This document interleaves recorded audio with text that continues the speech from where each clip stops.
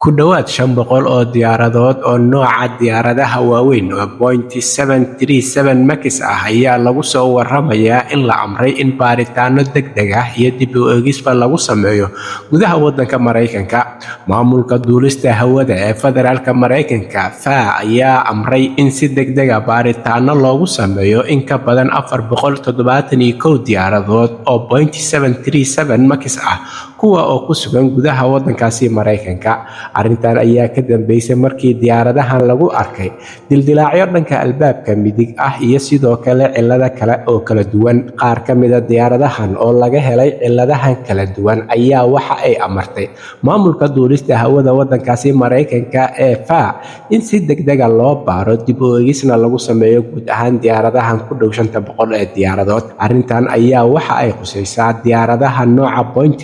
ee 737 Max 8, Max 9, Max 8 200 kuwaas oo dib u eegis iyo baaritaano iyo cillad bixinba lagu sameyn doono guud ahaan waddanka Mareykanka. Shirkaddan diyaaradaha ayaa sidoo kale la faray in guud ahaan ay dayactirto diyaaradahan laga helay cilladaha, sidoo kalena dib u eegis iyo dayactirba ay ku sameyso diyaaradihii hore iyo kuwa cusub ay soo saarayso si aysan cilladahan iyo wax u dhowba aysan u imaan. Arrintan amarka ah ee dib u eegista iyo baaritaanada loogu sameynayo in ka badan 500 oo diyaaradood oo Boeing 737 ah ayaa waxa ay khusaysaa oo keliya gudaha waddanka Mareykanka, iyadoo diyaaradahan Boeing 737 ay ka shaqeeyaan guud ahaan caalamka dalal badanna ay aad u adeegsadaan. Ha yeeshee kuwaasi ma khuseeyaan oo dalalkooda ayaa laga rabaa in dib u eegis iyo baaritaano iyo sidoo kaleba amarro ay ka soo saaraan sida Mareykanka uu soo saaray. Boeing 737 Max ayaa cillado badan la kulmaysay muddooyinkii ugu dambeeyay, waxaana jiray shilal badan iyo sidoo kale cillado iyo burbur soo gaaray